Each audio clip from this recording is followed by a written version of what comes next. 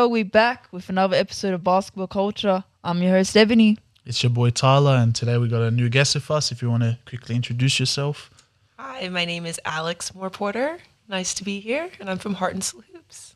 Yes, Glad to have you. For coming. So this week in basketball, we actually just did an episode with Xavier. We talked about NBL. Now I want to talk about WNBA. Have you been watching at all? I'm guessing the laugh is a no. I've been watching a tiny bit. I get all of my news from my mother, to be honest really? with you. Yes. Been running a lot of camps and stuff in the holidays for the kids, and so my mom is the one that kind of tells me what's been going on, and all she can talk about is Caitlin Clark being out and injured. Oh, really? That's all she can really talk about. Well, fair enough. No, come on, man. The WNBA playoffs, they're going crazy right now. We do not need to talk about Caitlin Clark. No offense, I love you, Caitlin. I mean, we can talk about it because the Fever, the team she plays for, everyone thought they would get bounced first round. Because she's out, they upset the first team, and then the Aces, who are maybe the favorites, they went to Game 5 with them, and it was a real battle. So, I mean, the Fever, underdogs, but they're hooping, and now we're into the actual finals. I believe Aces are up 2-0. Well, but before we go to the actual finals, because I thought, like you said, the Fever and the Aces, I'm like, oh yeah, Aces got that. And then the Lynx and the Suns, I was like, oh yeah, Lynx got that. I'm like, Lynx, they're tough. And then I'm watching both these games, I'm like, whoa, this is basketball. These teams are competing like crazy, and it's a close game every time. And Suns beat the Lynx. Nafisa Collier went down game 4. Like injured went down. Yeah, right at the end, 10 seconds or something left. And Alyssa Thomas, that was who you said was killing it. Yeah, I mean, she got the steal. It wasn't really a foul. Yeah, she got the steal, and then the coach. Sorry, I don't know her name, but she's Aussie, isn't she? Lynx's coach? No, maybe. Don't know. You don't know? No one knows. Okay, never mind.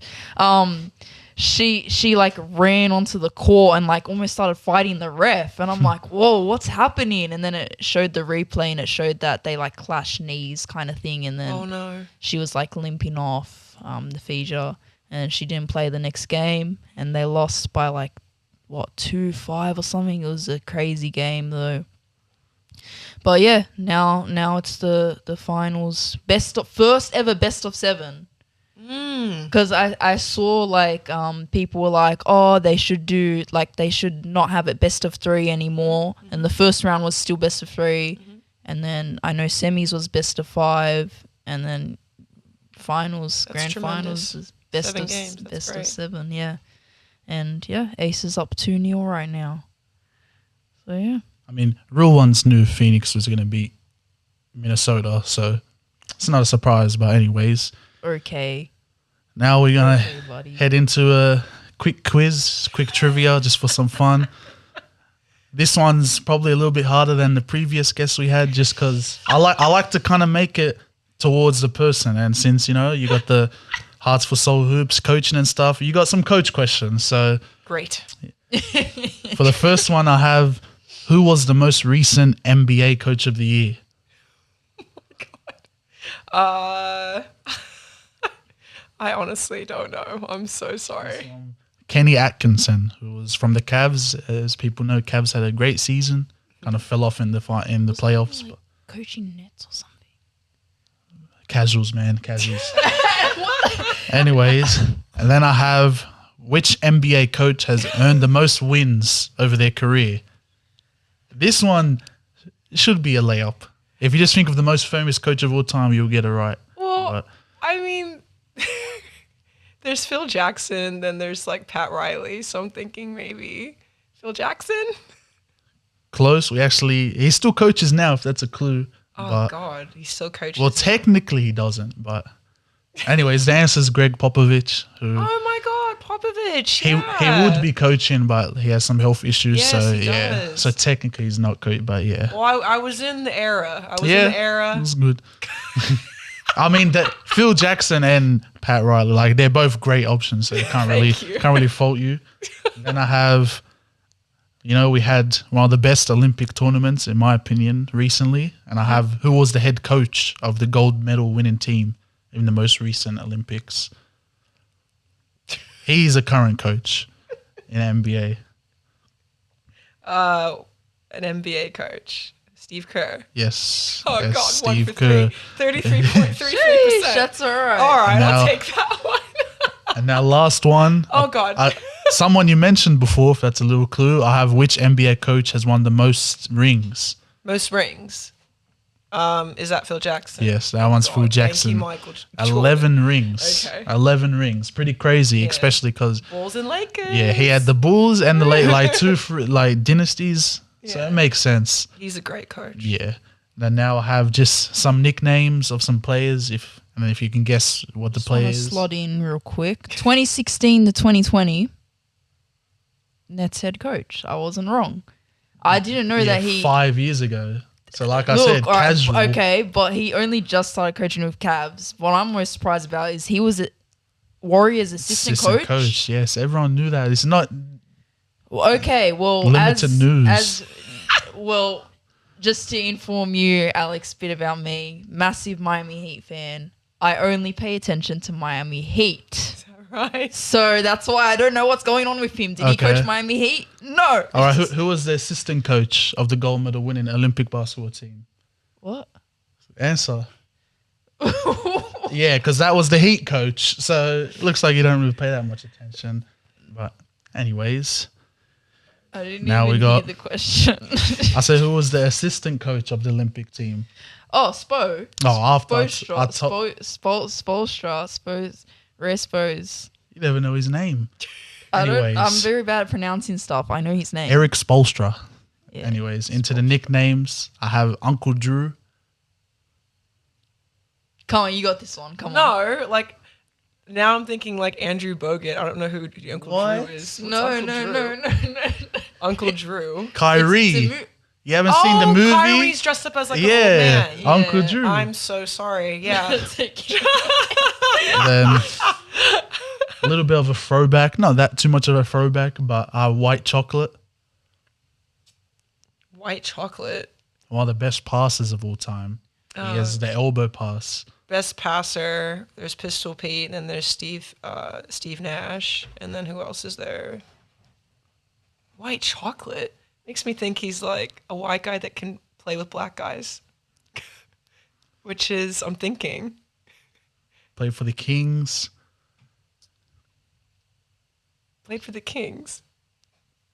Sacramento Kings, not the Sydney Kings. Okay, I'm about to Sacramento say, like, what's that? What was that one guy's name? Mike something. Oh, Mike Bibby. Yeah, Mike Bibby. Close. Close. We got Jason Williams. Oh, He's famous for Yeah. the elbow pass, one of Okay. the flashiest passes of all time. I'm telling you, like the era just stops at like 2006. So just letting you know, okay? These next two are probably going to be hard. Then, Okay, so great. Okay, so ISO Joe, so and his first name is Joe. If that's a hint. So I'm just not gonna know. It's an education lesson. It's not really trivia. You can just educate me. Who is this ISO one, Joe? Joe Johnson. Joe Johnson. Great. Okay. And then the last one, if you didn't get those ones, you're probably not going to get this one. But we got the finisher, The finisher. Yeah, and nah. and finisher is spelled with two N's. If that's a clue. Like, Nope. it's a very good nickname. Actually, makes sense. It's Lauri Markkinen, who is from Finland, so he's Finnish. So you know, I was thinking he was Finnish Yep, because you so- had the Yeah. yeah. So it's a fitting nickname, but Okay, great. Thanks for that. That was amazing. I learned a lot from that trivia. it might not be the worst score because some people had some very hard. I think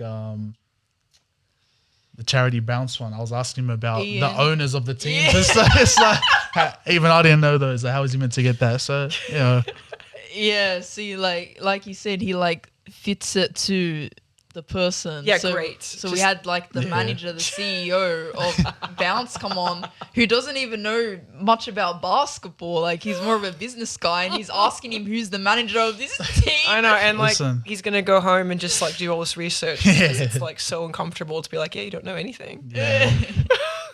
But it is what it is. It is. And now we got our, well, we usually ask our guests to bring a jersey. I know or not necessarily a jersey, but something sentimental, an item, a shirt, a jersey that means something to them? I know we forgot to ask you, but you are wearing something special. Am. So can you talk a bit about what that shirt means to you, what it is? Yes, I will. So this is my company shirt. This is the Heart and Soul Hoops company shirt. And you guys can say heart and soul because it is a mouthful. My name is very long. It's Alexandra Moore Porter. It's so long. So I thought I'd be hilarious to have the company have like a long name. So, fair enough. But no, it's special to me because I started something from nothing and it's still here, and it's here in Sydney. It's thriving and growing, and it's pink, which is ironic because I hated pink. Really? I know, I'm just a very funny girl. Like I just like it's just such a funny brand because it looks so happy, and then the training is so tough. I'm such a tough coach, and you see this like pink emblem, and it's like, oh, it's going to be this really family friendly thing, and it is. But like when you get there and you see the training, you see the kids, and you see the environment, it's so competitive, it's so incredible. And so yeah, for me to come in and to meet you guys and to talk basketball and to wear a shirt this was made in 2017. So it's just kind of nice to kind of rock it in 2025. Hey, man, I love that, my style doesn't really go old. I mean, I'm wearing this from like, who knows, probably 2017 as well. That's a good year. Yeah, it's a good year. But I love that how you said that, invite them in, then torture them. Yeah, no, I like that. I like the pink. And I also hated pink too. Do you like pink now? Because I have a complicated relationship with pink. I like pink, and I think it's the age where guys and girls wear pink. It's kind of like the neon age. And I millennials, like come up to the late 90s and early 2000s, and I just kind of like that it was ironic that, I wear pink and don't get it twisted. Like it's still going to be a tough training, and then it just kind of caught fire. Like people didn't even notice the pink. Like, oh, yeah, it's just a good program to be a part of. Yeah. Yeah. Isn't that crazy? It's like sometimes you like think about like having this idea and you're like, it goes like so many levels down, and then people don't even understand or know the levels. They're just like, oh yeah, this is cool. And it's like, guys, you don't even understand. Like this is a whole thing. But it's like the thing, like being a woman in sport. Like that's our journey, right? It's like how to be feminine, how to be masculine, how to marry both, and to just be both, and to be comfortable with both. And that took a little bit of time for me, like being an athlete, and then like kind of going into the business world as an adult, and not wearing sweatpants and like kind of wearing like professional clothing. Oh man, yeah, no, I mean, this is my work uniform. Like I'm still wearing sweatpants. I mean, I just work at Woolies, so it's all right. But anyways, I ain't giving that up. Fair enough. Well, as the people watching know, we're called basketball culture, so just want to see what your definition is of basketball culture, what it means to you.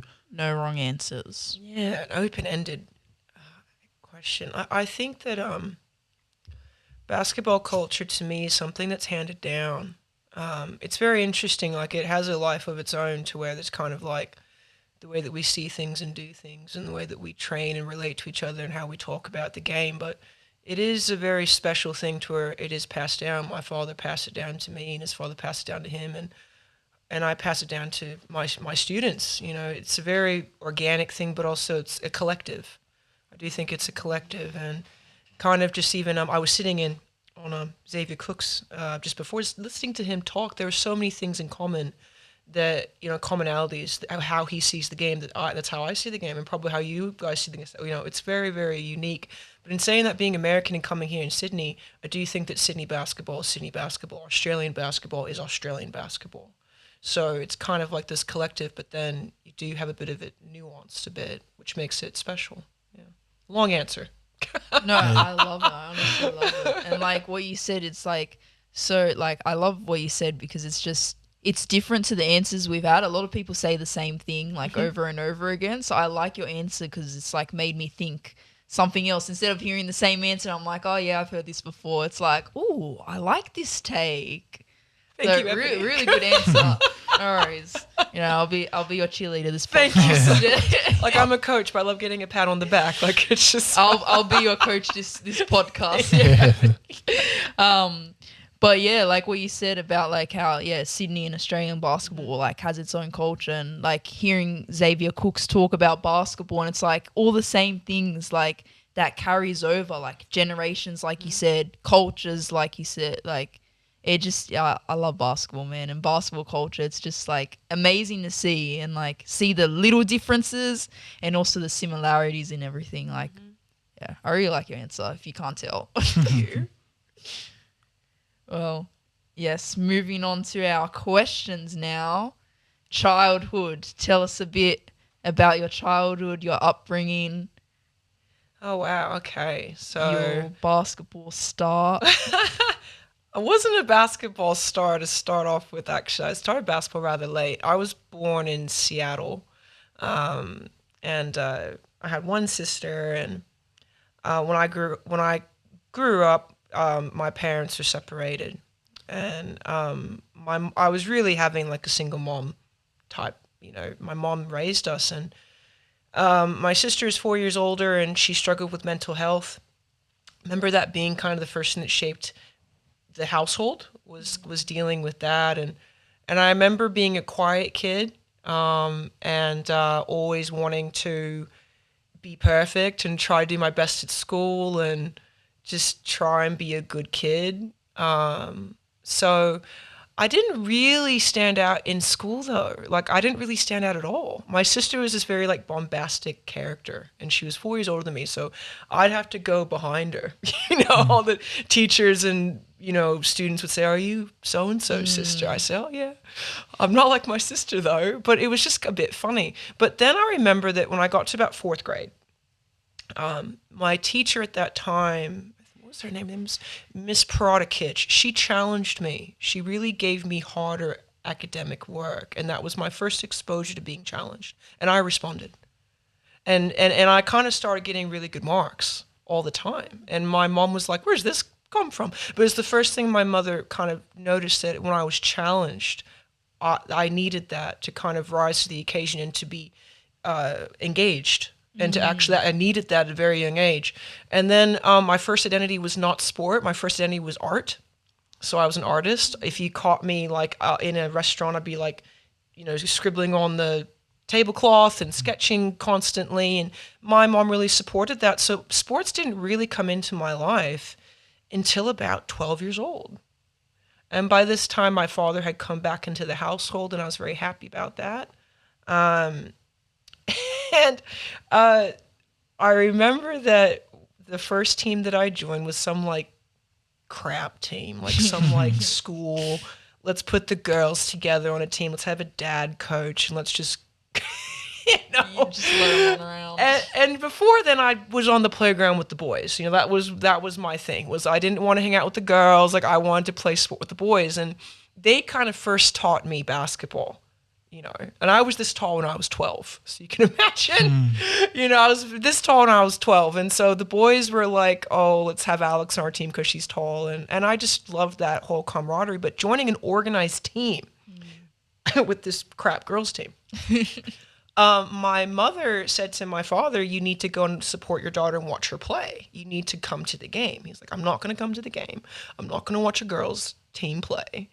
I'm not going to," she said, "You need to come to this game." So she drags my father to the game. And the first game that I had, I got a rebound. I've not been trained, okay? Get a rebound, dribble the length of the court with the ball at my head. No one stops me. It's like a freight train. Come to a jump stop and go off the backboard and get the basket in. And got like, I'm not kidding, like 25, 30 points my first game. Damn. And my father looked at that, and he's like, "I have to train her. I have to train," because my dad played, And the thing that was funny is that it was my mom that did that. My mom, really had those values and wanted me to be a strong woman and to be respected for anything that I wanted to do. But my father, he just saw the athlete and the competitor that I was, and he looked at me and he saw that I had a huge anger problem when I was 12 because I hated to lose more than anything in the world, and I could not let it show. And so he saw that and he's like, okay, I need to train her because she wants it. And that was really, to be honest, my childhood, because when you're an athlete and you're trying to make something of yourself, you grow up very fast. You know, you really dedicate your life to sport, and your childhood kind of turns into sport. So yeah, that was my introduction to basketball. And hearing how like your dad trained you after seeing Natural Gifted and stuff like that, kind of how are those sessions like? I know some parents, maybe they go easy on their child because of that, but I assume your dad was probably the opposite. And ultimately, how did that shape you as a player from young? That's such a good question. Do you know what? My father did it the right way, and I actually use a lot of his stuff today as a coach and mentor, and my coach did the same thing. My father first sat me down in his office, and he said, you know, why are you playing? And I didn't really know what he was asking me. And I was like, oh, to have fun. You know, and he like literally does the dramatic movie role thing of go out and come back tomorrow and give me a better answer. And, Yeah. wow. You know, because he wanted to set the stage of like, you know, I've already played and this is about you. And it's going to take a tremendous amount of your personal time and you're going to go through a lot of adversity. But if you want to do this, I'm behind you. But, you know, it has to come from you. And so I came back the next day, I swear, to his office and sat down and with my basketball, like, you know, 12, and I said, I want to be the best basketball player. And he's like, that's a good enough answer. And then we start from there. And the training sessions were absolutely paced for where I was. So when I first got started, it was start beginner things like, you know, footwork and how to do a layup and how to use the backboard when you finish. Okay, everybody, like, let's make sure they make a shot, make a backboard shot. But then as I, you know, started to make, you know, national teams, which is what started to happen for me, started state teams and national teams when I was 12 and 13, the training became intense because the games became intense. And so I remember that if I could get through my father's training, that was like a win.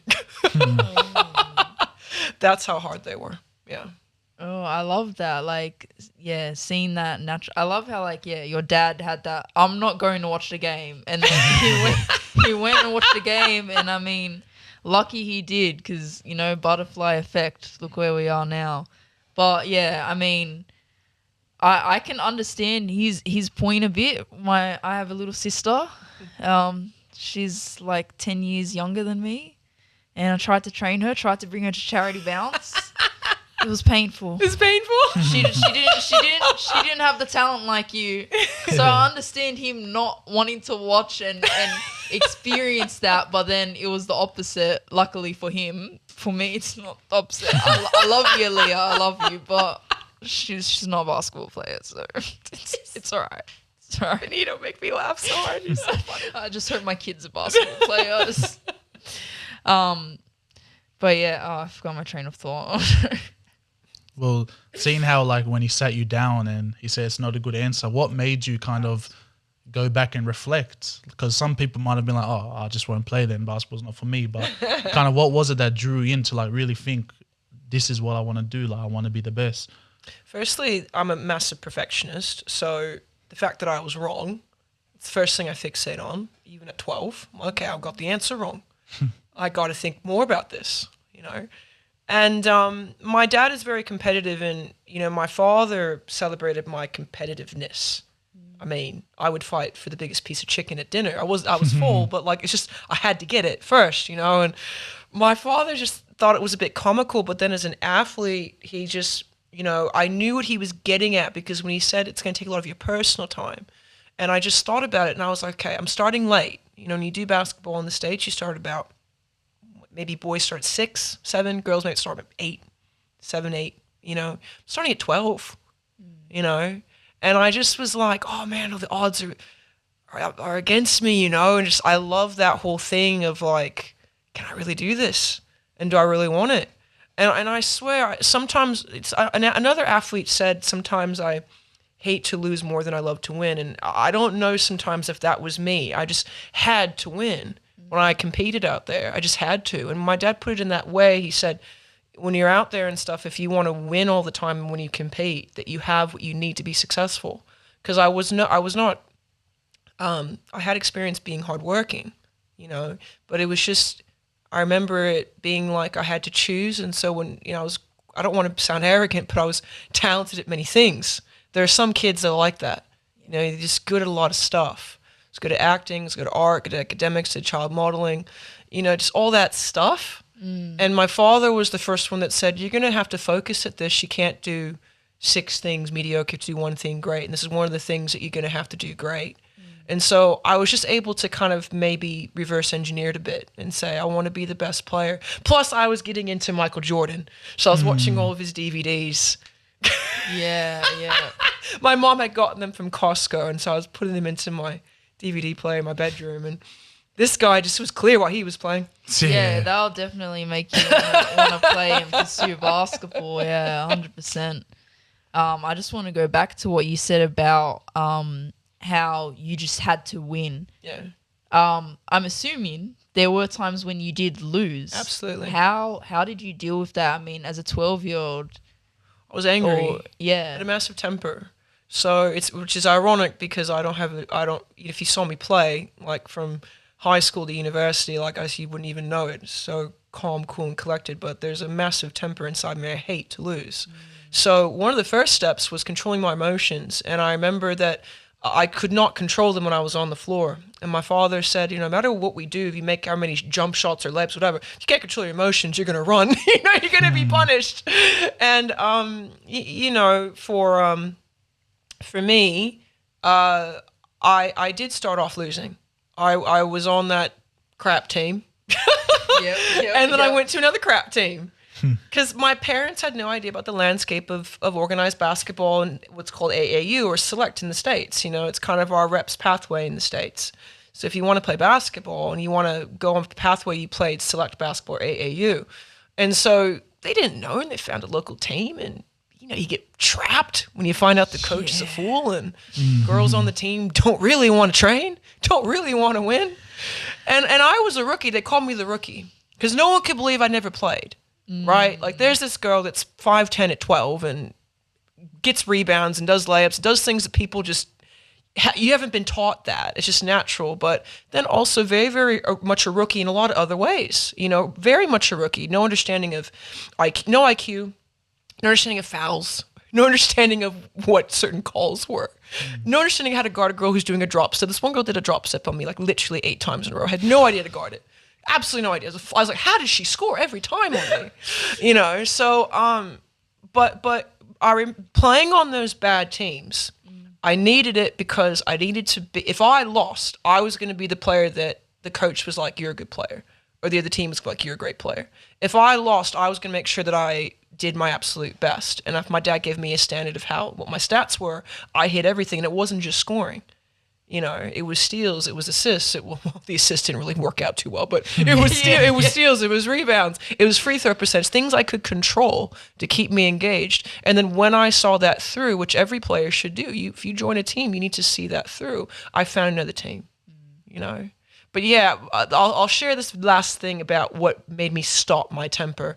I was at a tournament, and I played a game, and I come after the game, and I don't remember if it was a good game or bad game, but there was a lady off the street who said, honey, you get so angry. It's okay. It's okay. And I was absolutely mortified. Because off the court, like I'm calm and polite child. On the court, I'm a terror. But I was so embarrassed that I was behaving like that. And then I just, to be honest, honestly just stopped. I had no real awareness that that's really how I was presenting myself. So if kids come to me and they've got a temper, they've got that kind of, I'm able to kind of come at it in a better way because I can relate. I don't want to stifle it. Yeah. I just want to come at it with a better way. Yeah, sorry, did I overtake you? Okay, 100% I can agree to that. Like me as well, I was like super angry kid. I mean, I remember a crazy story about me being obsessed with a stick, and these kids took it and broke it, and then I just went crazy, and I'm like, I don't know if I should say this, but I was like, I'm going to kill them and all this.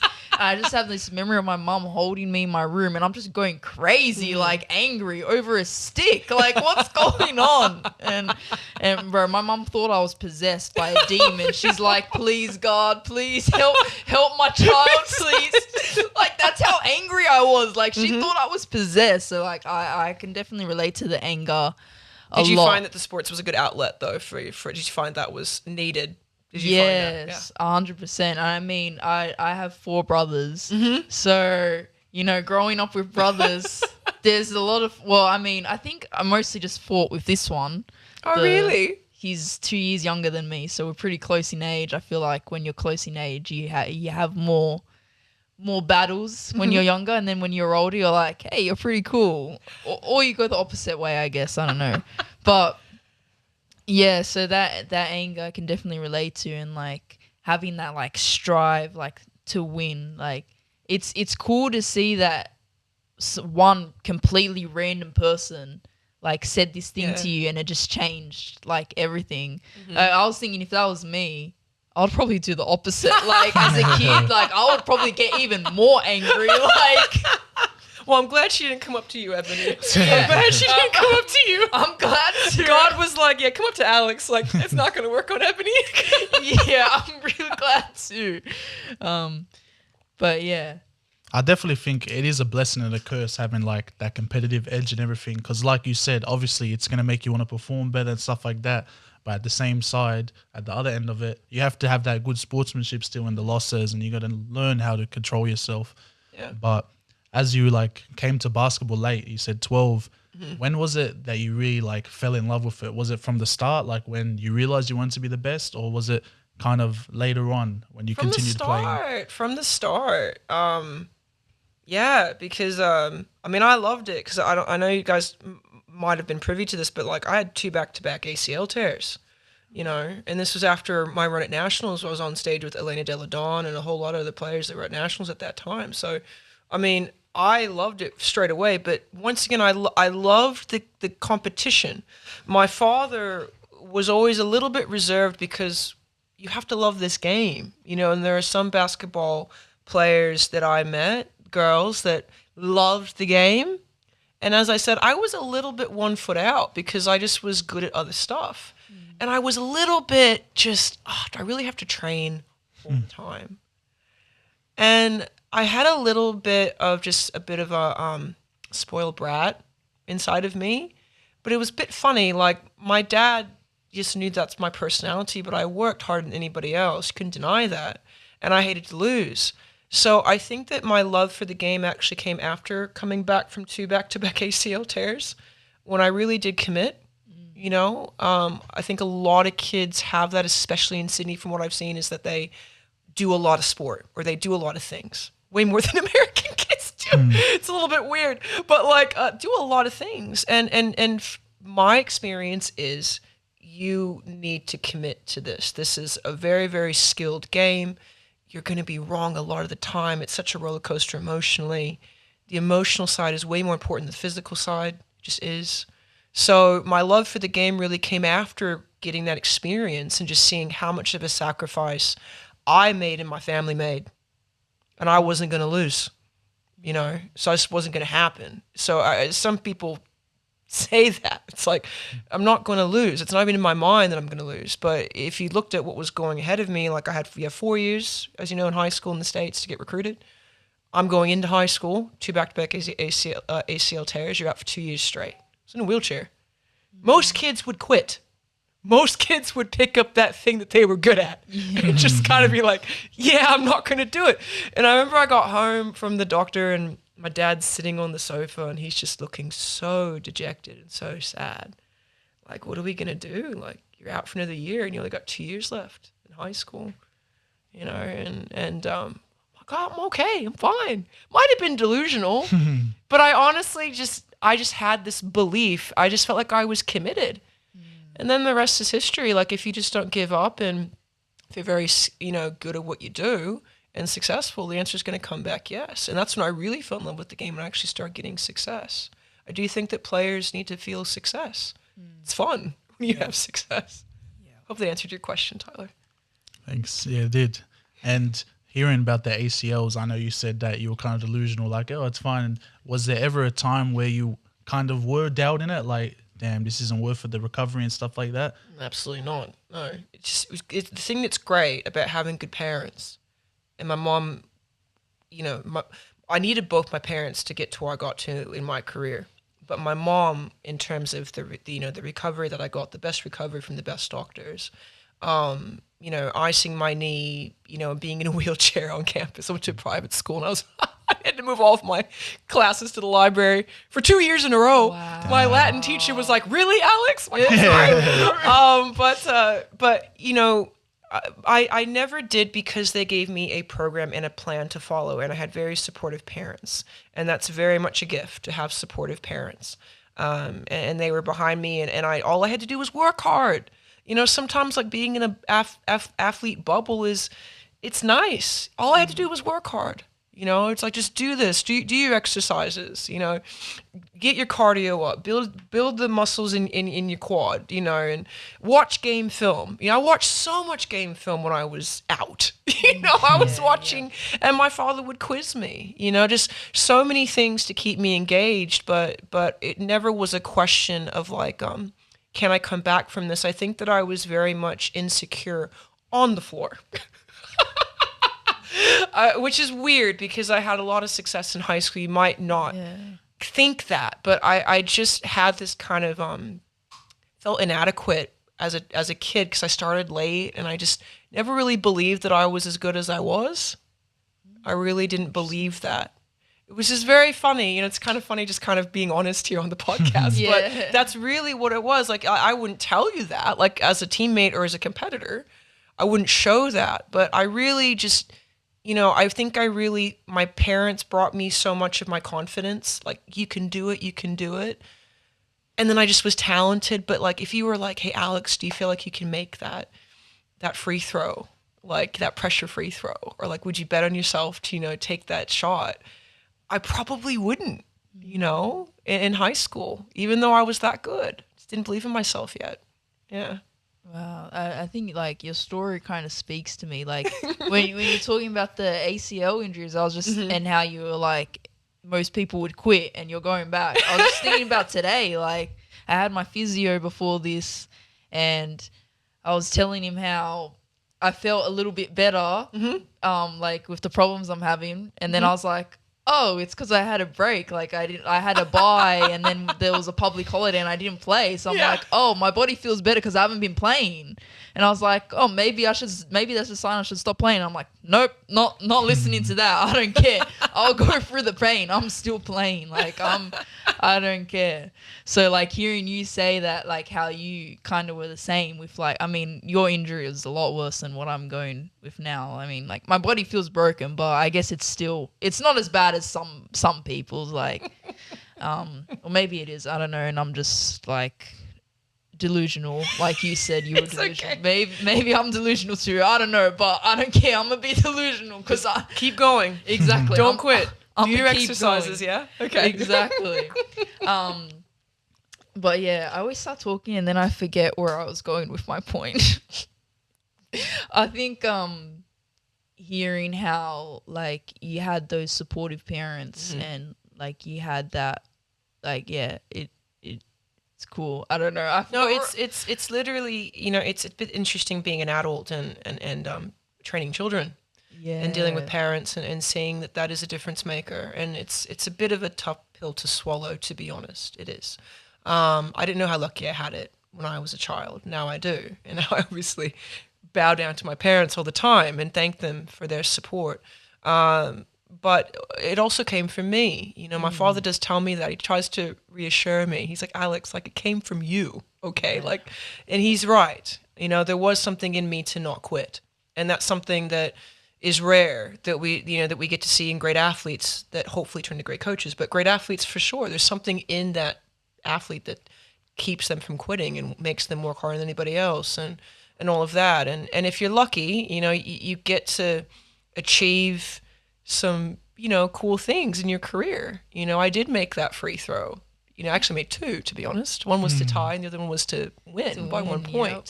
And I remember doing free throws with my father and having it be pressure free throws we have to run, suicides if you miss.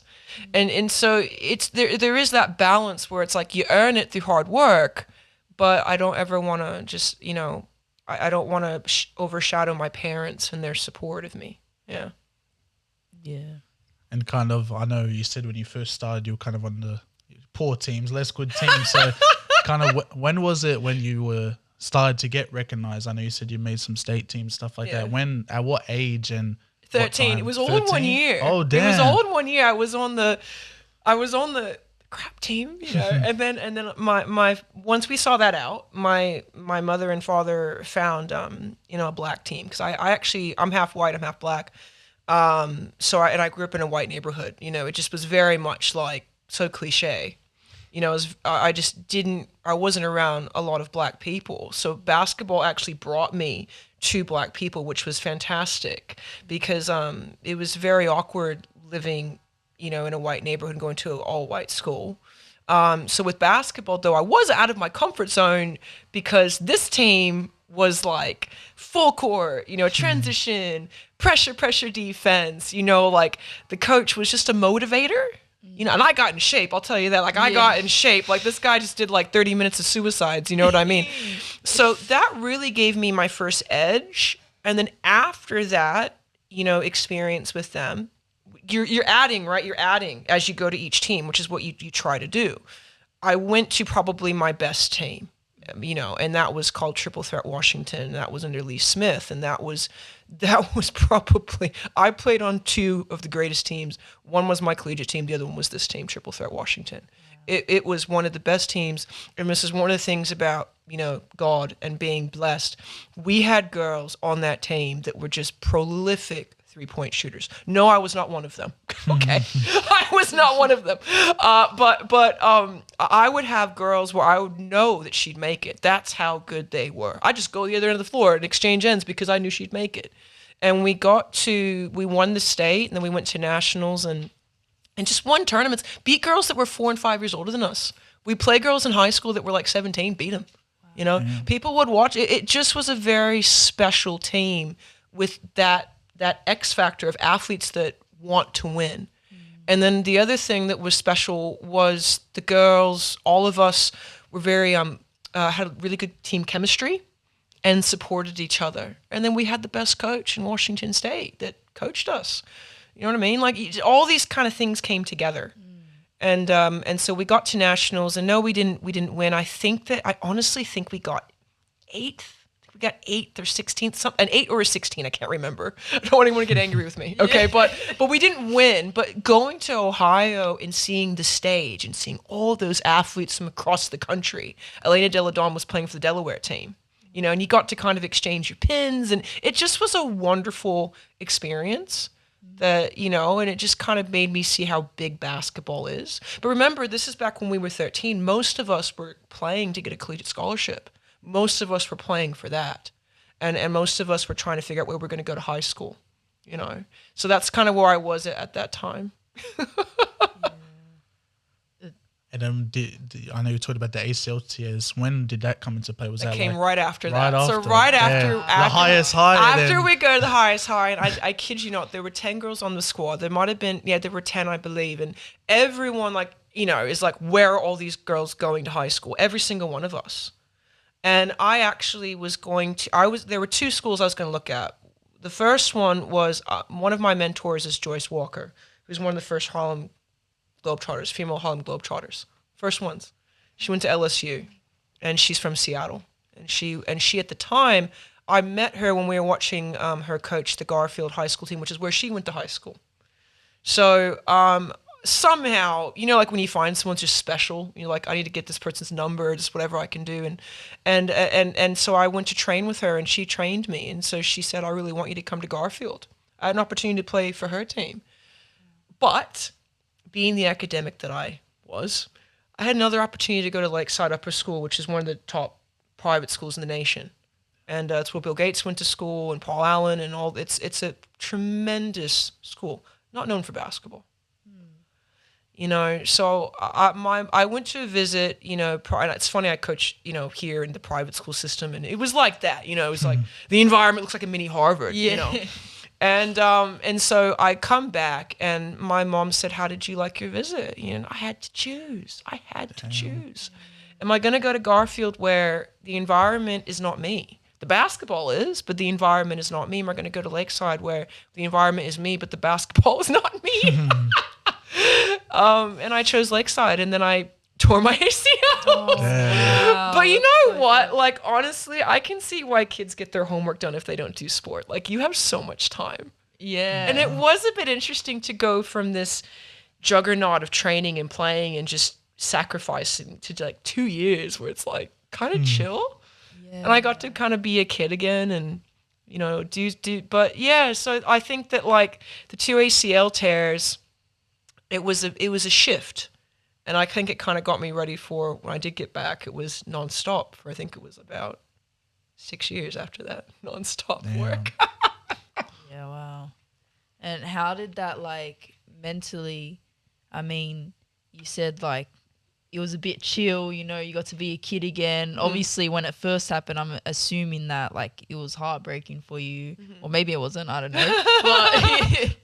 But so how did you like deal with that, the mental side of the injury? I was a bit nervous about being forgotten or about maybe my peers going ahead of me. But like I said, it's tough to remember because it's so long ago, but I think that definitely like if I'm on a path for success, you know, I just was able to handle it. Like I had other things, like that's the thing about the environment. I think I made the right choice.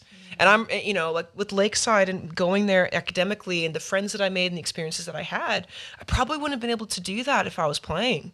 You know, I went to like a cultural exchange, like going to Italy trip, and, you know, I did really well in the classroom, and that was a really tough school. And, you know, just studying was different because I wasn't tired. You know what I mean? Like trying to fit in your studies when you're honestly fatigued, which is just part of the thing. It's part of the gig. So I think that like it just was, I was always engaged. So it didn't really allow me any time to feel sorry for myself. And I just really believed that I was going to come back, you know, even after the second ACL tear, which by the way happened in my first game back. Man, which crazy. Apparently is a common thing to happen. It's kind of like when you get concussed, you get concussed again much, and I've been concussed about 5 times. Damn. So it's just one of those things where you know, once I thank God was back for 2 years at the high school. I mean, I left a mark. You know, I did. I really performed at a very high level, but I kind of had this stigma of being injured and having a brace. You know, people like just thought, oh, she's an injured chick, but what are you gonna say? It's like she's kicking butt on the court. Came in and came out. So to anyone who has a brace out there, wear it. You know, people want to be prejudiced. Like, just prove them wrong. Yeah, exactly. Fair enough.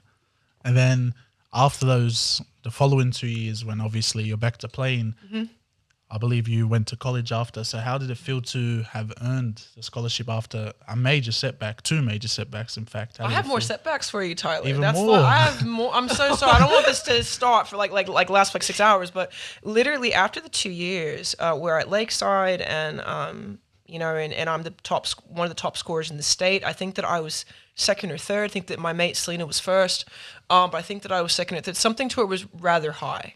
Okay, and all of my peers were still playing. Like I play with all those girls in AAU, but they're in their school teams, and everyone's doing well. So everyone should be recruited.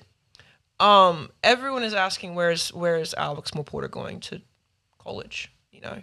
And I remember that being a huge sticking point, and we really did trust the coach that I had at the time to promote me, and she didn't. And this is a very real thing that happens, right? That political side, you know, and is someone going to promote you? And I just wasn't promoted by her, and I think that was a devastating thing that happened to our family, and it had devastating consequences because, you know, I didn't get the offers that I should have gotten, you know. That was really tough. That was a very humbling experience for me because my peers are all going off to NCAA 4 years and I'm not, you know, and then you get some BS offers from people that you should never play for. You know, you shouldn't play for somebody that's like, doesn't believe in you or doesn't want to play you. You should never, it's a death sentence. Why would I do that? You know? So, that was tough. And my father, again, it's almost like another ACL tear. You know, you're finishing off your senior season and now you got to, like, where are you going? You know, and my father said you have to stay on the grid. It was very good advice. If you don't go somewhere like a junior college, which at the time was so insulting, okay, you'll be forgotten. So I had to go to a junior college for 1 year. It's before I went to APU, actually. And that was probably one of the best things I could have ever done, because it prepared me for college. It opened my eyes to how big college is. And it opened my eyes to being away from home, which Xavier was talking about. It's very, very interesting, the things that come up as a basketball player that you just don't think about. And living on your own and doing things on your own and having to fend for yourself day in and day out, that's tough. Yeah. So by the time that I got through that, and once again, top scorer, blah, blah, blah, blah. You always got to make sure that you're like, yeah, I'm here, but like I shouldn't be here. You know what I mean? Yeah. Right? And then you go off and you beat the brush and you promote yourself. And then and you just, once again, that message of, I'm not going to stop until the answer comes back yes. And I remember going to AP. I'm skipping ahead, sorry a bit, but I'm going to APU. I had 1 year at this junior college. Once again, a toxic coach. The girls were lovely, but he just was a very toxic person. Not a good environment. Not someone that said, oh, I shouldn't have you. You're a D1 athlete. I'm going to move you along. I just need you for 1 year. And clearly wasn't promoting me. Clearly wanted to hold me for 2 years. And I'm like, I'm not going to do that. Okay. And so I remember going to APU and I went down there with stomach flu. It was like a total Jordan, it was like a total Jordan move. It was hysterical. I go down there with stomach. I don't know how I got off the plane. And I told them, I said, I'm very, very sick, but I'm gonna train and trial, And I got to the court and, man, God was looking after me. I made every shot, doing high-low passes, getting steals. And in between the scrimmage games, I'd go in the toilet and vomit. The girls would hear me come back out and train. Yeah. And I was supposed to have a solo with coach the next day. And the girl I was staying with on the team, she dropped me off. She had to go to work. And so I was sitting there on the lawn with my head between my knees. And he was late. He's never late. He was late. He comes up, my head's between my knees. He's like, you have the scholarship. Wow. And I'm like, really? And he's like, we don't have to train. You got the scholarship. And I always remember that because, that was worth it. It's worth it. Like once you get to those peaks, all of that work, it's worth it. It is, because I went to a program that had the pieces for a championship team, had a tremendous post player, had tremendous point guard, had a guy that was going to play me, had 3 years, to have a career, which I've made records at that school. But it's interesting looking back and seeing all these baby steps. And so, yeah, definitely the 2 ACL tears. I'm not like, once I got to, I'm not coming back losing, Tyler. I'm like, no, I've gone through ACL tears. I've gone through not being recruited. I've gone to a junior college, which once again, people turn their nose up at it, but you have to understand what it's there for, and people should not turn their nose up at it. Okay. All right. It really helped me in my career, helped me stay on the grid. And then I found where I was supposed to be. And the rest is history. Wow. I mean, honestly, it sounds like I feel like I'm watching a movie because I visualize stuff. So you're telling this story and I'm like seeing it in my head, and it's just like, you can make a movie out of this, like straight out. Oh my God, like, don't say that, because my dad always says, I'm like, Dad, you're saying it because you're my dad. He's like, no, it should be a movie. Here you go. I'm definitely not your dad. So you can play me. Okay. Yeah, okay. Yes, I actually am an actor, so... Okay, perfect. Yeah. It's going to be like Love and Basketball, but the... Yes! Oh my gosh. Oh, yeah, but yeah, it really does sound like a movie. And like, even when you're talking, I can hear what you said about like how your dad told you that it's you as well. Like I hear that, and I hear the insecure...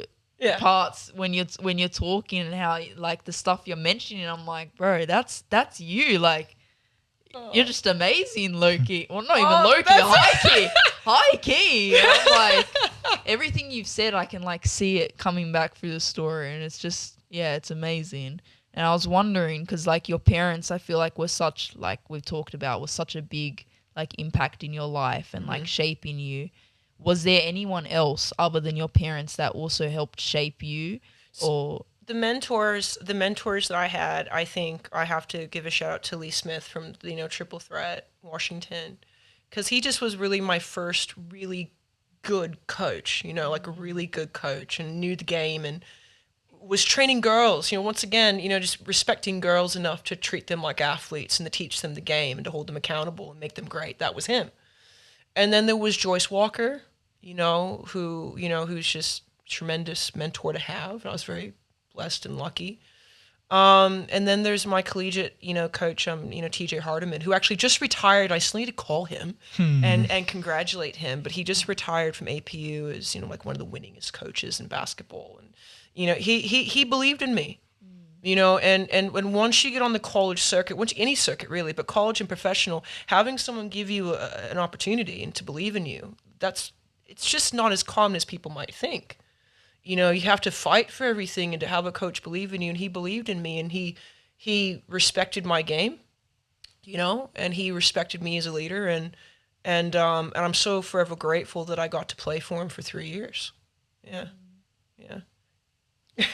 Love that. I love that. I was just thinking as well, like, you've had all these like setbacks and all these things happening, and like toxic coaches and all this stuff, and you were still like going for it, fighting for it, not giving up. And you mentioned like that was just you as a person. Yeah. Do you think that someone could learn that ability, or do you think that's something that like you just got to be born with to have that like that fight in you? I think there's both. I think that definitely kids that go through adversity and don't quit, that's, to me, that in my opinion, that's the best. I love having kids that go through some type of adversity.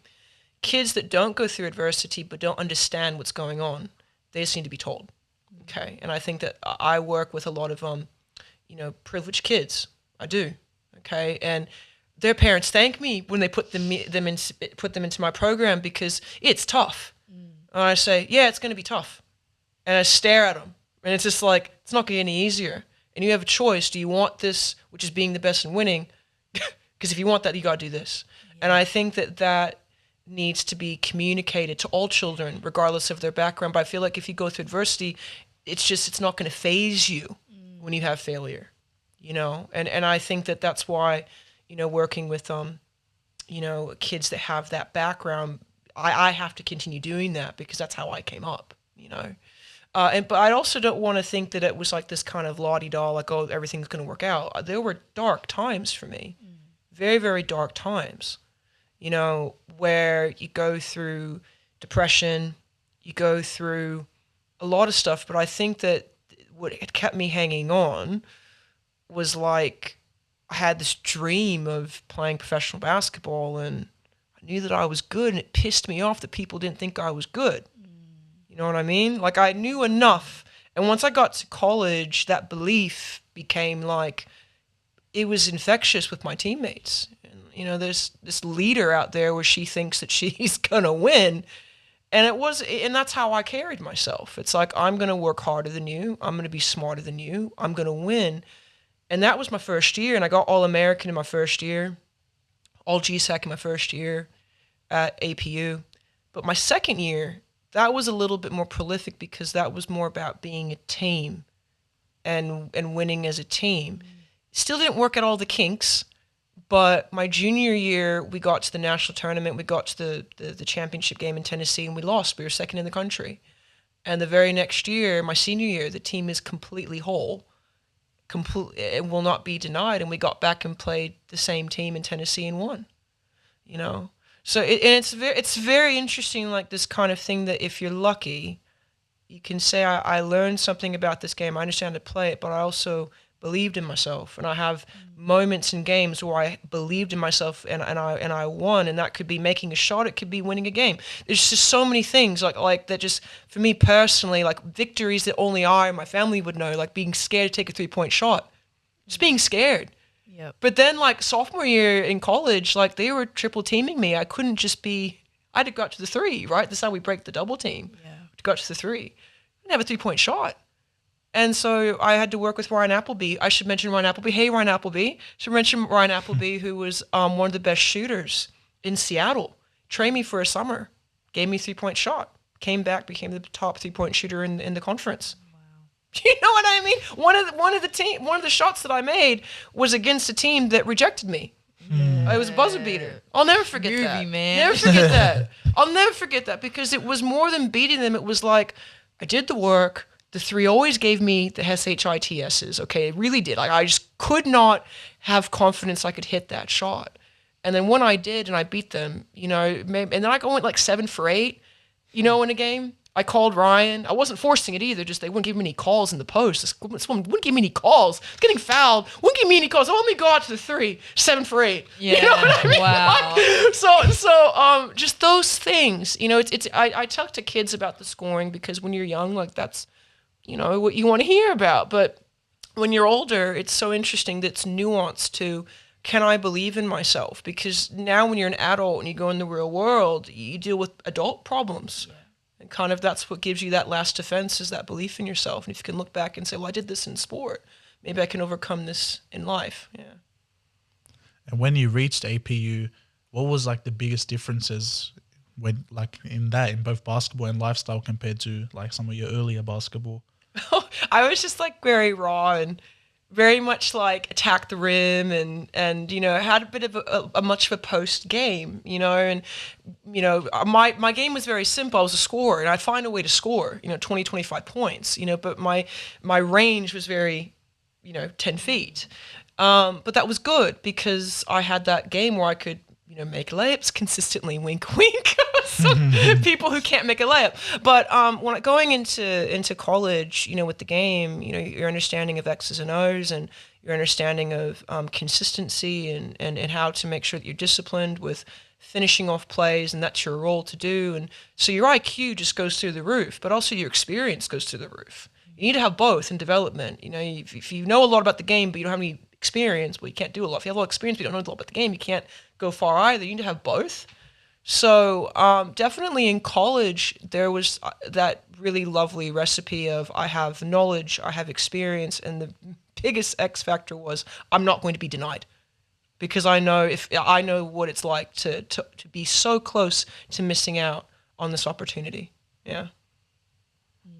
Yeah. I just want to take it back to like the belief. The believing in yourself, and like it's crazy how much like you said that coach believed in you, but I think as well the believing in yourself is like a big thing. Like you always got to be there like for yourself first and foremost, and then from that, you know, when you see other people believe in you, then it becomes even stronger. But speaking of the championships as well. Like I said, man, movie. How do you go from losing, like coming second, and then the next year winning the same team? Like that's literally a movie. That is like a movie. I'm not gonna lie. That is like a movie. It really, really is. Once again, that's God, right? You know, that is God. You know, but we helped ourselves with you know, with playing a style of basketball that people really couldn't defend. Like I said, there were amazing players on my team. You know, I was, you know, just one of them. You know, I was, and I know I was the captain and the highest scoring. But to remember that, like, you know, I had Christy Harlafia, who was a tremendous center. You know, wonderful ball player, great leader. She was a captain as well, and I needed her for her leadership. You know, I was very, very tough and stern and, you know, in my head about stuff, and she was just jovial and fun, and she'd get me out of my shell, and we needed her. You know, there was Brianna Hole, who was a year younger, and just a tremendous point guard. It's tremendous. You know, and she was also an All-American, I believe, the next year after I left. But there are more girls that were there. It was not just me. It wasn't. You know, it started off as me because we weren't a team yet. We didn't trust each other yet. You have to go through that stuff of team building where, you know, especially with girls, it's like, oh, I don't like you, or, you know, I want this person to be the leader, or, you know, this non-basketball stuff that doesn't help you win. But, you know, I have to thank my coach where he believed in my approach, which is I'm not really going to say anything my first year. I'm just going to lead by example. But then in my junior year, I'm going to start saying something. And you really had to go by what I said, because what I said was right. And there is that kind of thing that goes on in basketball where there is a right way of how to approach your game, how to win a game, and there's a wrong way. And I think that's the thing that's quite sobering when you get to the next level. People fail. There's a lot of people that don't have the careers they wanted. Okay? It's a real game. You know, not only you want to lose, So I got very lucky with having that mentorship and that understanding. But you also have to understand that not everybody has that, and you have to live with your choices. You grow up very fast in basketball. You have to live with your choices on a team. So there'll be girls, in preseason that are playing a lot, and then by the end of the season they're not playing it at all. So it's a very much a real game. So I think that the mentorship and giving that to young athletes is very important. I don't want people to think, just believe in yourself, just be in delusion. I want people to understand, how do you win a ball game? Like, what are the things necessary? How do you become the most skilled fundamental player on the floor? How do you make good decisions? How do you, what are those intangibles that you need to have? It's one of the things that we teach at our camps. It's what we teach athletes. What do you need at the next level? Because to be honest, everyone's gifted at the next level. Yeah. Everyone's gifted. And then seeing how successful and how dominant you were within college, 3-time All-American championships. Yeah. Ultimately, after that, I think you had some offers to go pro, but you kind of stepped away. So how were you able to make the decision? I'm sure it's a hard decision, and kind of, how difficult was it? Do you know what? Like, I remember, I know you like visualizing, so I remember after the championship, my fiance was there actually in Tennessee with his family, and we're not married anymore, but like at the time it was a big deal. He was there, my family was there, and we knew that we were going to win, and we did. It's one of those things about you're going to win, and I knew that I was done. By that time I could barely walk. I had about 4 or 5 knee surgeries because I had to do some more after the first 2, and I think I had about maybe 4 or 5 concussions that were documented. Yeah. So I ended on such a high note. And this is the thing about who I am as a person. Like, some people wouldn't quit. They keep going. That was just not me. Like, I just was so grateful that I ended on a national championship. And at the time, I wanted to turn that page and have another chapter in my life. And it was not difficult. I was with my father in Tennessee at this what's it called, fire pit, and he was sitting there, and he knew what I was going to say, but he asked me anyway, just to be nice. He's like, do you want to play anymore? I said no, and I know that he was hurt. I know that my mom was absolutely distraught, but it was the right choice for me at the time, and I'm grateful that I can say my last organized basketball game was a national championship game. That's now a very long time ago. Used to not be a very long time. That's a very long time ago. And then I did other stuff after that. That's hilarious because I just was trying to figure out what's my identity after basketball. Like fitness modeling. I was a housewife. Oh, which was very boring. So and then I kind of fall into coming to Sydney, and I'm supposed to be a lawyer and go to Sydney Law, and then I started coaching for party money. That's why I was doing it. That's the only reason why I started coaching here. Was someone said, you played, right? You should coach and get paid $50 a game, and I did. And I was absolutely horrified by what I saw 10 years ago, but I could not believe how much fun I had when I coached the game. I could not believe how much impact I had with the kids. And I absolutely loved every minute of it. And that's why I did Heart and Soul, because it was like, I have to do this for a living. I don't want to be a lawyer, I mean, maybe later, probably not. I just loved coaching too much. So yeah, it was more hard for my parents, Tyler. It was more difficult for my parents. I knew that I was pretty much done, but now basketball just brings you back in. Yeah. It's interesting to hear about how, I think we had someone else also mention they took, I think it was Ben. Was it Ben? Was it Ben? Well, you haven't said what you're saying yet. So sorry, right. I'm just trying to remember it without. Okay, yeah. Let me say what I'm saying. Where they were they stopped playing, and then no, I think it was Kinney. Oh, it wasn't Ben. Okay. They stopped playing, and then they said they kind of fell out of love with basketball, and then they ended up coming back as a trainer as well, and fell in love with it again. So was that kind of the same thing for you? Did you, when you were done, was it I still love this, but it's time to move on, or it was done. I don't love absolutely it. Done. That's why I was saying the randomness of like, you know, acting and modeling and it really was this kind of like, I want to have a normal life, you know, and not have to have the pressure of performing and whatever. But pretty soon I was quite bored, you know, because, you know, I need to have something to strive for. Yeah. But coming in as a coach is completely different. It's so much easier. Okay? Like if anyone asks, like, is coaching as hard as playing? No, not even close. Okay? And it's fun. I get to help people. It's like, it's great. You know, it's absolutely fantastic. So my love for the game has been kind of rejuvenated. But to be honest, the other part of what I like is being an entrepreneur and a business person. Like that's just as important. You know, when you're here in Sydney trying to make something of yourself with the brand is the actual business side of it. And I don't think that people recognize that as much with me. You know, I'm an actual businesswoman. You know, it's actually what I am. I just quite lucky that what I get to do all day is train basketball players. Yeah. Yeah. Yeah, no, 100%. I think, like, I don't know if you can answer this, but an interesting question I just thought when you were saying, like, you were just done. Mm-hmm. I feel like with women a lot, we have this moment where, like, we just stop playing sport or just fall out of love with it and, like, want to move on. And maybe it's, like, how we've been conditioned or whatever in society and all that when, like, you got to be at home or whatever. But yeah, what do you think that is? Because I feel like it happens a lot. Like you see with men, there's like 10 divs and there's one woman's div, and it's like there's not that much woman playing anymore.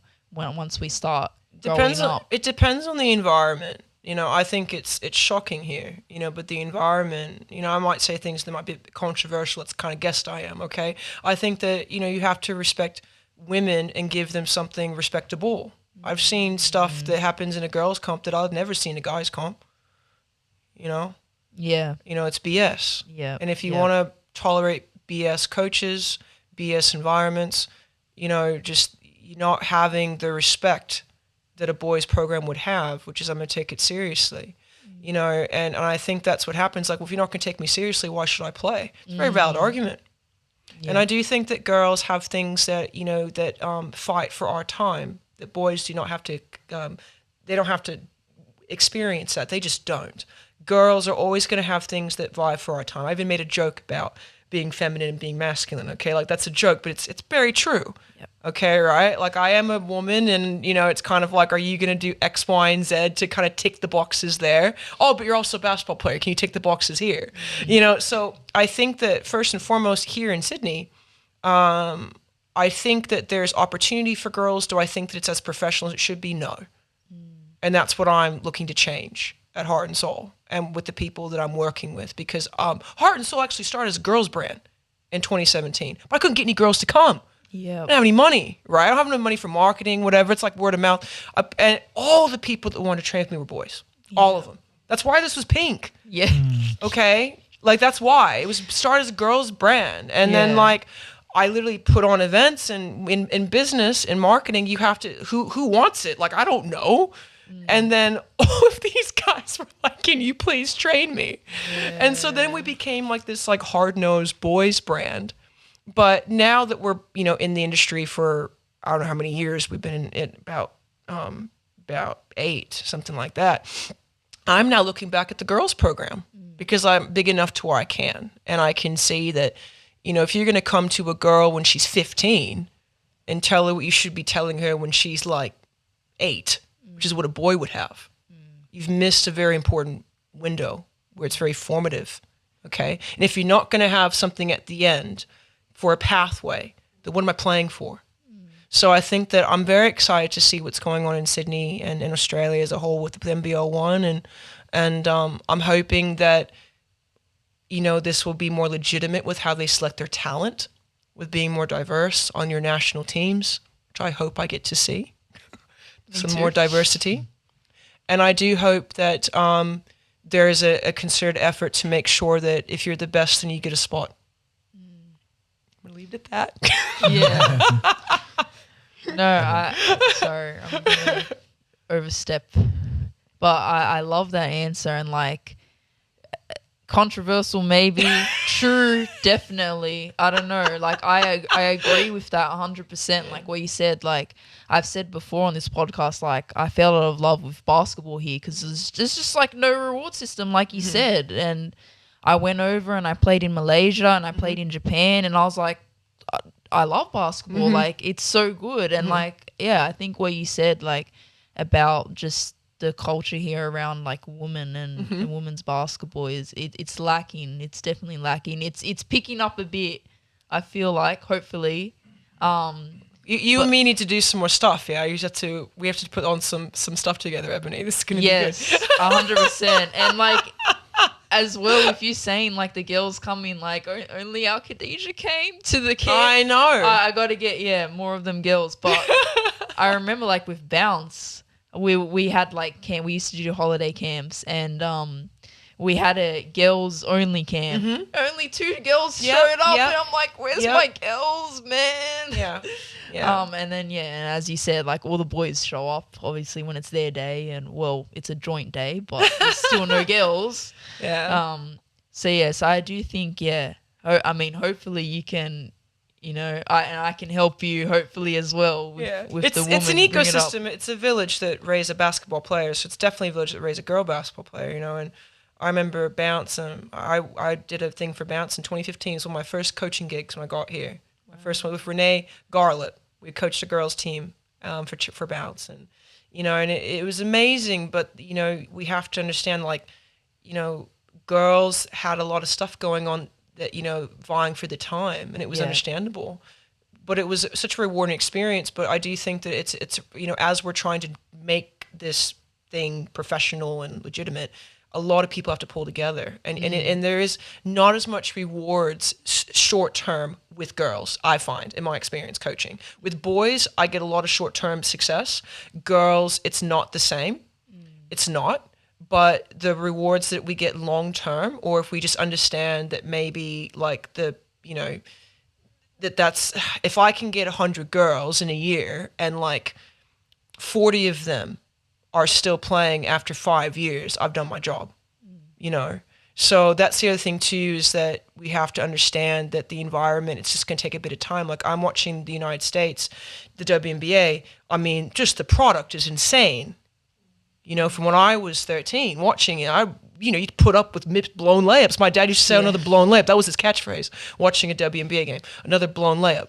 You know, and I'm watching the basketball now, and you're seeing some great basketball. Yeah. Some girls who can hoop.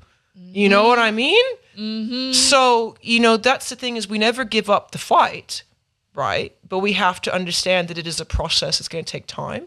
But I do like the fact that Bounce and Heart and Soul and other people believe in supporting women and respecting women as athletes. Means a lot. Yeah, definitely. And then to jump back to when you became a coach for the first time, I know you said it was easier than a player. So kind of it's kind of a two-parter. What other areas did you notice a difference immediately? And also, seeing as your dad coached you when you were younger, do you see yourself kind of adopting the styles he used to coach you with your coaching now, or do you think you have your own personal brand in your coaching? I think it's my dad would say I have my own, but definitely think that I've used so many of the things that he taught me, and it's very special and emotional for me, you know, to see kids doing the drills that he taught me. That's very, very special. The coaching side is always going to be easier, because, you know, depending on the level that you coach. And I coach kids, I coach juniors, you know, right? So I start with primaries and we go to high. I don't go any higher than 18, you know. So the game is pretty much like, you know, it's not going to be too out of your depths and stuff, right? And I'm a development coach, so I like to develop talent. So my big thing is giving people skills and all of that thing. So I think that, like, with the coaching, the funny thing is I always integrate mentorship into my coaching. I know that coaches don't always want to do that, and there is a difference of a coach and a mentor, and can they be both? Yes, but it's rare. I always integrate mentoring into my coaching, and the best coaches do. That's the secret sauce of success, to be honest. But you have to have a knack for it. My father would say that I'm a much better coach than he is, because I'm much more patient, and I have a way of talking to people, a way of relating to players, boys and girls. And it was kind of funny because like this renegade female coach, they had this line of boy basketball players. It wasn't like they weren't getting made fun of at school. But what are you going to do? It's like, I know what I'm talking about. Okay. And that's the thing. It's like, I have to respect those boys that continue coming to all the training and getting a lot out of it. And yeah, they were like, yeah, she's a girl, but she can coach. And I think that that's the thing about people understanding. It's like, do you understand the game? Do you actually understand the game? And that's why I love it. I actually do love that part of it. It's like, I can look a certain way, but I know what I'm doing. I'm good. And I think that's very cool about sport, is proving people wrong. I love it. I mean, I did have a message to my kids a few weeks ago that was like, don't do something to prove others wrong. Do it to prove yourself right. But even as I said it, I was like, this is a good quote, but I just love proving others wrong. But I always tell them, don't be like Coach Ebony. Guys, don't be like Coach Ebony.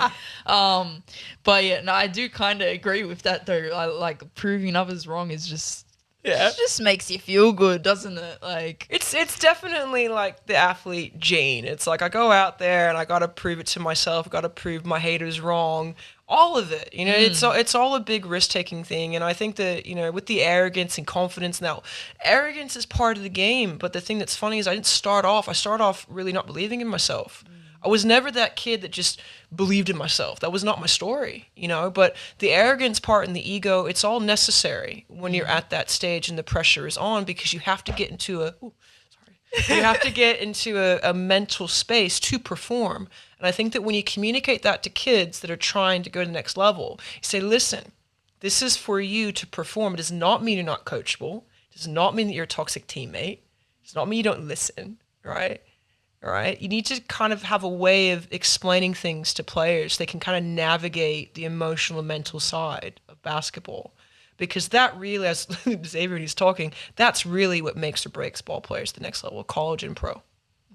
Truly. College and pro. Do you have the mental toughness to do this? And a lot of people don't. Yeah. 100%. I mean, my favorite quote, the game is 90% mental and 10% skill. Yeah.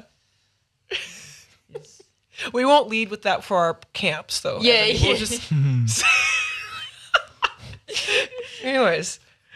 And seeing how you used to play as well, obviously you had the injuries and stuff like that, so you easily can relate to some of your players. What advice would you give someone that maybe is struggling from injuries and setbacks? Maybe coaches don't trust them. What advice would you give to those type of players? Oh, gosh. Anyone that has been sidelined by an injury, like, don't let it get you down, that's for sure. Do your rehab. Make sure you find really good doctors, really good specialists. Make sure you get second and third opinions. And that sounds quite boring, but it actually is really important. Go to referred, doctor. Like, it's so strange that that's the answer, but it is, because that could save you time and get you back onto the court faster. Also, there's heaps to do when you're injured, like in terms of watching game film, in terms of sitting on the bench. I actually sat on the bench with my team just to be there as a support system. It was good for me to be there as a teammate, also good for me to just be in the mix and be engaged and kind of, listen. So there's lots of things, but watching game film is actually probably one of the best things that you could do, just because of how much IQ there is in basketball, and how much you can kind of just see it. And players can watch NBA, but I also recommend they watch high school or college or NBL1 because of the pace and because it's closer to where they might be. So some people just watch NBA and it's like, well, the game is completely changed. Okay, right? And I think that people should really watch their peer group, or maybe 2 years out from their peer group, because that's going to be more relevant. Okay, so watching game film is what I would definitely say. If you've got like an injury that's 6 months or more, invest in watching game film. Yeah. And when they're watching the game film, I feel like some people can watch it and naturally pick up on stuff. For others who might struggle to understand what's happening, what tips would you have for them to, like, what are they looking for when they're watching that game film? Yeah. You want to have a good understanding of defensive sets and offensive sets. What defensive sets are half court, which ones are full court. It tells you the identity of the team. What pace is the team playing at? They're going fast or slow? And is this one team forcing that tempo on the other team? And are they making adjustments with substitutions or not? How are they, converting at the free throw line? Because some teams lose the game at the free throw line and people miss that core fundamental and think, oh, we lost it because so-and-so didn't make his jump shots. Absolutely untrue. If you miss shots the free throw line as a team, and that's you're gonna lose. Okay, right? So I think that those are kind of core things of how to win a ball game, and then you can kind of tailor and you can look at someone in terms of how they play their game. So, for example, like my game was more tailored on Tim Duncan or Kevin Durant, like kind of that inside out game, that scoring that was my role. So what are the moves that they're using? How's their footwork? What part of the floor are they floating to? How's their off ball movement? All of those things, right? But that might be different to somebody else who's a point guard. That look at another player and look at their game. So there's so much there, right? Like there's actually like a lot there. Could like talk about this for a very long time, but but yeah, the game film is quite fascinating. But you're right, if you don't know what to look at, that would kind of suck. So maybe we should think, Ebony, of how to get the word out. Yeah. Okay, like because you need to have pointed, like this is what we're looking at things, and my father did that for me. Yeah, that's what I liked about I don't know if I should mention him, but I'm going to mention him anyways. Ben Knight was one of the things I loved was watching him coach was he would pull up the game footage and go through it. And when I saw that, I was like, I love this because, I mean, personally for me, I'm kind of like you, be insecure. I don't like boasting myself, but I do have a very good IQ of the game and understanding of the game. So when I'm watching, I can just pick up stuff like that. Yeah. But other people, they probably don't. Yeah. Like there's definitely people out there who won't pick it up, or like sometimes I have to explain to a kid and I'm like really bad at explaining stuff. Like I tried teaching my sister maths, I tried teaching my ex maths, and I'm like, how do you not understand it? It's simple. It's just you do this and this, and like I don't know. I pick up things very quickly, but I don't know how to explain it to someone else because in my brain it just like goes like it's it just happens quickly. Yeah. So how do I explain that to someone where they need like broken down instructions? But we teach a lot of the concepts at our invitational camps and stuff. So a lot of the IQ off court things we teach at our invitational camps, which a lot of the bounce kids have come to and love. And it really is kind of the blueprint of what you're looking at, or even just tips of, some people watch the ball when they watch a ball game. And if you understand the game, you don't watch the ball. You see the ball with your peripheral vision. You know what I mean? So there's so many things that you can pick up from, your mentors, if you're lucky enough to have them, but they're out there, like God kind of has that where you work hard enough, you put yourself out there as a ball player, you're going to find a mentor. There are people that want to help basketball players, And there's not a lot of kids that say, can you help me with my IQ? Yeah, I know. You know what I mean? Only a certain type of kid's going to say that. Yeah. I mean, speaking about Ricky, he came up to me the last session and he was asking me questions. So I'm like, oh my gosh, Ricky, I love you. Yeah. But yeah, you're definitely right about that. Not many kids ask about IQ. What do you think is one bit of advice you would give? Let's go 12-year-old you. Oh God. Bit of advice. Or one thing that you would say that you feel like she needed to hear. I'm gonna get emotional. That's gonna make me emotional. I probably would say it's gonna be difficult, but it's gonna be worth it. I love that. And you can do it. Yeah. I think everyone needs to tell themselves that first and foremost, because like I've heard that from multiple people in my life, and it doesn't click until you can believe yourself. And I wish we could have ways to like speak to a younger version of you. Like I'm very big on like mental health and stuff like that because I've been through my own struggles. And one thing that like I got from some of my therapists was like writing letters to a younger version of myself. Oh, yes. Mm-hmm. And I always tell her like, you're loved, like you're beautiful, like you can do this, like those kind of positive things that people were telling me, but I didn't believe it because I was in my own dark place. So I really love like how simple that what you just said was, but it hits, man. It hits. Aww. Thank you, Ebony. It's a wonderful. I know, it's a wonderful question. It's very emotional. Sorry, Tyler. He's just this whole time it's just been like me and you, and he's just sitting here kind of. But I feel like with Xavier, it was kind of him and Xavier, and I was just sitting here like, can I ask my question? Like, so fair. I just wanted to know, like, through Heart and Soul Hoops, kind of what's the impact you're hoping to have on the future generation? I know you mentioned before you want kind of more female participation, but is there anything else you're kind of trying to focus in on, zone in on? Actually, yes. Like, great question. Like, so we've served over 4,000 players since 2017. It started with me going to an association and coaching for party money. Like, that's where it started. Yeah. So the fact that, you know, I kind of was figuring out the industry and building other people's programs, and then so screw it, I'll do it myself, and this renegade female coach, and I'm still here. I'm very proud to say that the business side of understanding how do we get out of COVID and recession and have a business model that works. We're actually helping children, but we're able to stay in business because a lot of us, as you guys remember, you didn't even know if you could train. You didn't know what you'd come back to. We changed demographics, and so we actually, you know, are focusing on our invitational camps that we've run in the Hills District, and we broke ground Northern Beaches this year, and it's just going like gangbusters, and we'll go to the city next year. So we'll be having 3 territories that we service, and we have schools and clubs that partner with us. Now, the reason why I did this is because we're getting a facility in 2027. So you guys know there's not enough courts. It's in Sydney. Don't ask. We don't know. It's just the biggest like paradox. It's like real. It's like so ironic. It's like, really, we don't have facilities, but we don't.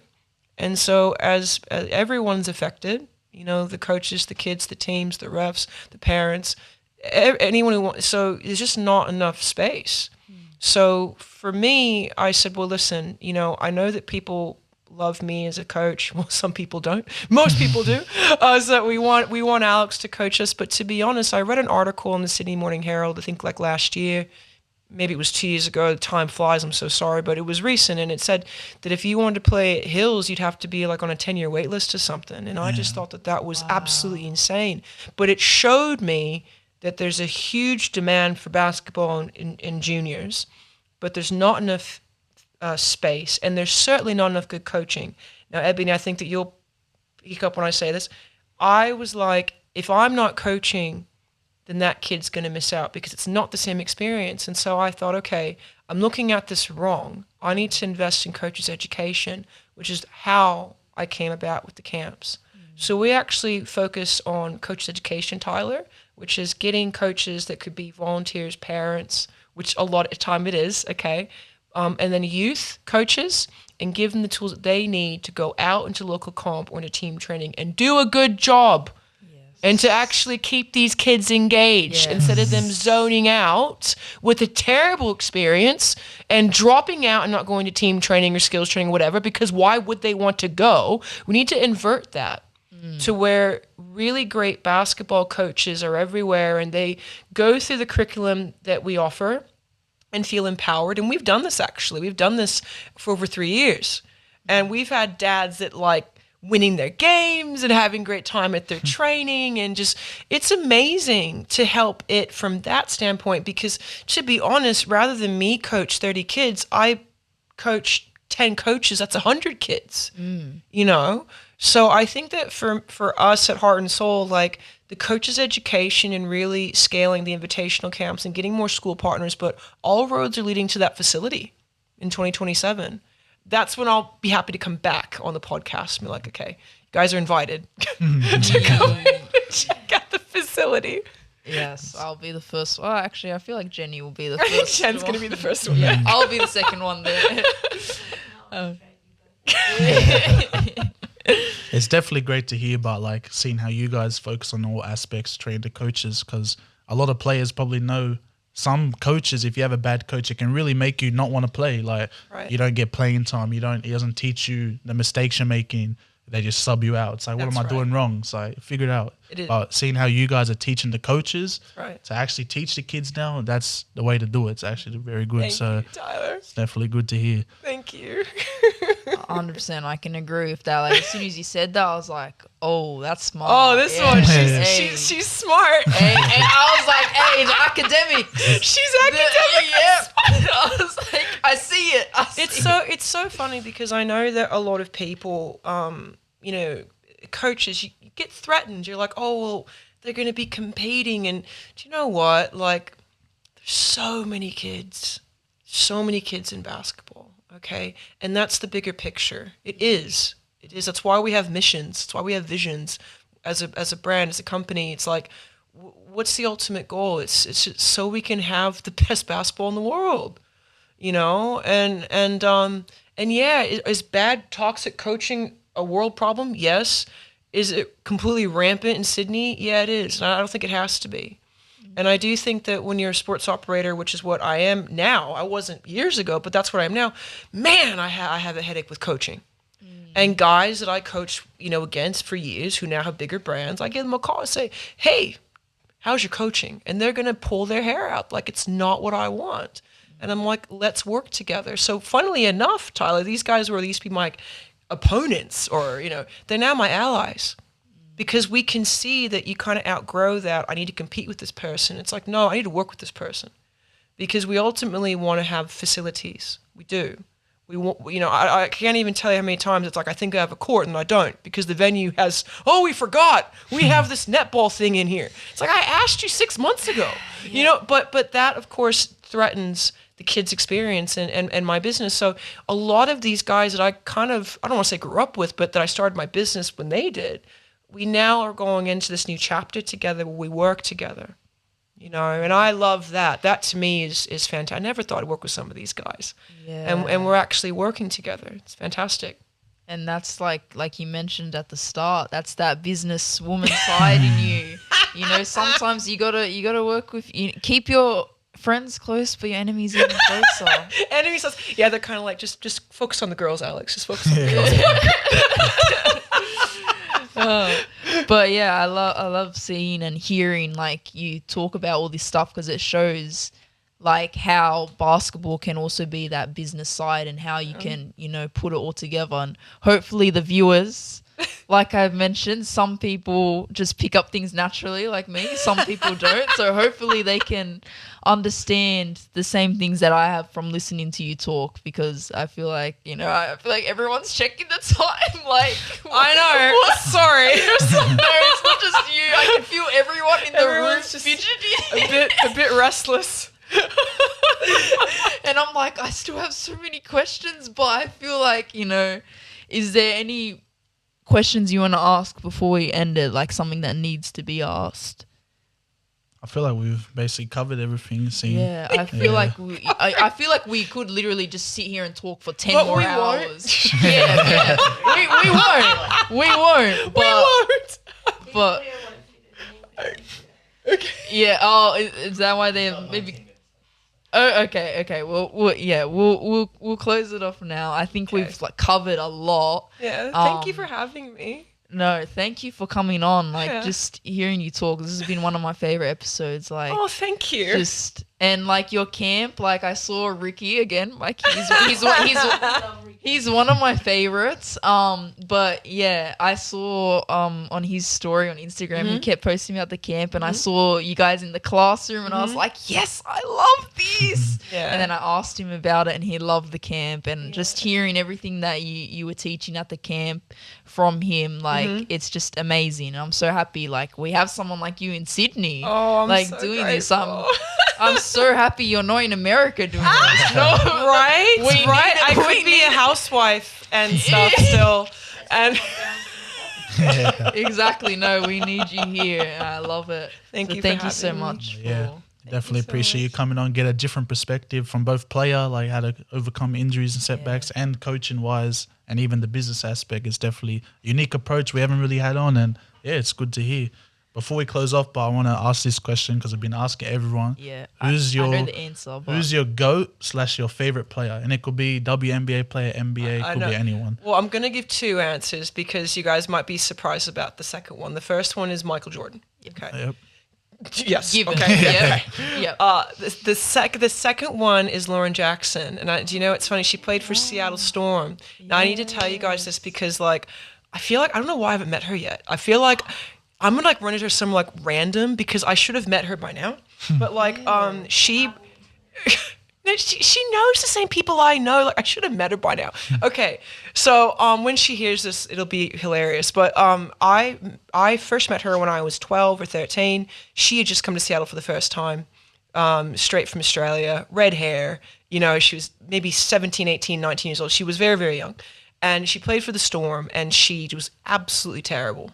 Because all she did was stand out and shoot threes. She had no low post game, no rebounding to her game. She was very one-dimensional. My dad hated her. Then it took her like one season to add to her game, and she was, you know, MVP and the greatest woman in the league and my favorite player. And she and I have the same birthday, had the same jersey number. And there's a photo when she was at Mount Lake Terrace. We had a girls' tournament. She was there, 6'5", whatever tall. She's 6'6". How tall is she? 6'4", 6'5", 6'6"? She's a tall lady. Okay, tall and beautiful. Okay, and so she's there, and I had a inspiration ball that I'd ask famous people to sign it. And I go up to her and I'm like, will you sign my ball? And there's a photo of us holding the ball with me like 13 or 14 or something and her next to me with the red hair. Wow. Yeah, so now I have like something to tell her when I meet her. Yeah. But yeah, she honestly, before even coming to Sydney, one of my favorite female basketball players because of how she added to her game, which people don't understand is so hard to do. Yes. You know, people think like you can just add like it's nothing. No, it's actually quite difficult, and you're doing it under pressure. You have a job to perform, and you have to do it in the off season and add to your game.